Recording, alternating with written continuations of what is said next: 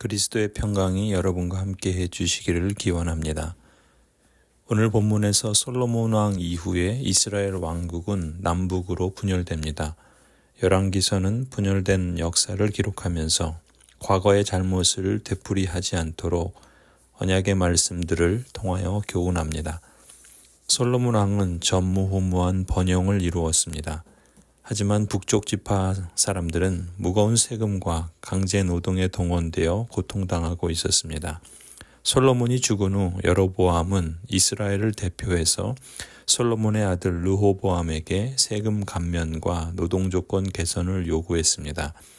르호보암은 아버지 솔로몬의 실정을 바로잡을 수 있는 기회를 얻었지만 원로들의 조언을 무시하고 젊은 신하들의 조언을 따라 백성들의 요청을 묵살하고 오히려 더 무거운 멍에를 지웁니다. 르호보암은 왜 원로들이 가르치는 것을 버리고 젊은 신하들의 어린 사람들의 조언을 따랐을까요? 첫 번째, 르호보암은 부친 솔로몬의 생애 중 후반부에 어두운 면을 물려받은 흔적이 엿보입니다. 당시 솔로몬은 부강함에 집착한 나머지 율법의 정신에 위배되는 행동들을 곧잘 버렸던 것이지요. 가령 11장에서 기록한 것처럼 후궁 700명을 두고 첩을 300명을 두며 청혼하고 우상을 따르며 왕의 마음이 하나님께 돌아서게 했던 것을 보게 됩니다. 두 번째로 젊은 신하들은 사물과 인생에 대한 깊이 있는 통찰이 부족하지요. 야망은 있지만 삶의 깊이는 부족했던 것입니다. 이 점에서는 르호보암이나 또 어린 신하들이나 같았습니다. 원로와 젊은 신하의 대조는 오늘 우리 세번역에서는 노인과 소년으로 표현하고 있죠. 경험이 불충분하고 사리겹지 못한 부정적인 면을 강조하고 있는 표현입니다. 야망은 큰데 인생과 삶에 대한 깊이가 부족할 때 드러나게 되는 문제가 바로 자기중심성과 파당성이라고 할 수 있죠.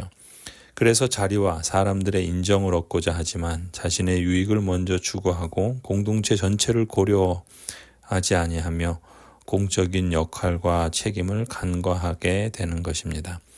세 번째로 르호보암은 권위주의적인 리더십을 가졌습니다. 권력지향적이고 자신의 야심과 또한 자신의 자존심을 중요시 여겼던 사람입니다.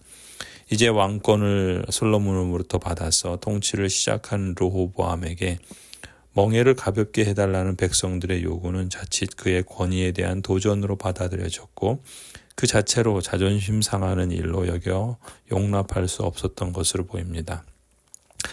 11절의 어린 신하들은 르호보암 왕에게 이렇게 조언하지요. 내 아버지가 너희에게 무거운 멍에를 메웠다. 그러나 나는 이제 너희에게 그것보다 더 무거운 멍에를 메우겠다. 내 아버지는 너희를 가죽 채찍으로 매질하였지만 나는 너희를 새 채찍으로 치겠다 하고 말씀하십시오. 원로들의 충정 어린 자문이 노련한 경험에서 나온 지혜로운 것이었음에 반해 젊은 신하들의 조언은 아첨으로 가득 찼으며 젊은 왕의 욕망과 혈기를 충동질했습니다. 열왕기서가 이렇게 구체적으로 르호보암의 마음과 행위를 밝히는 것은 이런 마음이 얼마나 무모하고 악한가를 증거합니다. 단순히 악하다 넘길 일이 아니지요. 사람이 달리 사탄의 편에 서는 것이 아닙니다.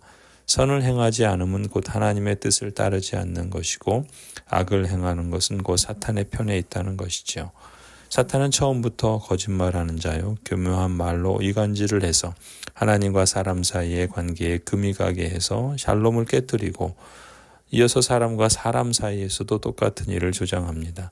자존심과 체면을 앞세우고 없는 말 만들고 말꼬리를 잡아 희한하게 말을 바꾸어 확대 재생산하며 끼리끼리 서로 모여서 은연중에 네 편 내 편 파당을 조장하는 그러한 행위들을 조장했던 것이죠. 이러한 일은 결코 가볍게 생각할 일은 아니라 봅니다. 사탄은 불신자들 주변에 얼쩡거리는 것이 아니라 신자들 주변에서 우는 사자와 같이 먹잇감을 찾아 끊임없이 유혹을 해옵니다. 악은 그에 상응하는 대가를 결국 치르기 마련이죠. 결국 이 일로 인해서 이스라엘은 남북으로 분열되고 깨지게 됩니다. 사람은 실수할 수 있습니다. 잘못할 수 있지요.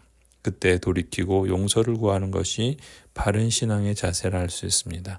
바른 길을 갈 수 있는 마음을 주시도록 하나님 앞에 겸손히 낮아진 그러한 삶을 추구해야 하겠습니다. 그걸 알면서도 실제 그런 상황이 오면 목이 뻣뻣해지고 오히려 더 힘을 주어서 두 번 실수하지 않도록 날마다 겸손히 주의 말씀을 묵상하고 언약의 책임과 또 사명을 기억하며 무엇보다 우리의 자존심과 또 우리의 야망이 아니라 그리스도의 뜻과 하나님의 나라를 기억하고 생각하며 어떻게 하면 하나님을 기쁘시게 할 수 있을지를 추구하고 또 늘 성령 하나님을 의존하여 주의 말씀을 따라 우리의 삶을 경주해 나갈 수 있기를 간절히 소원합니다. 아멘.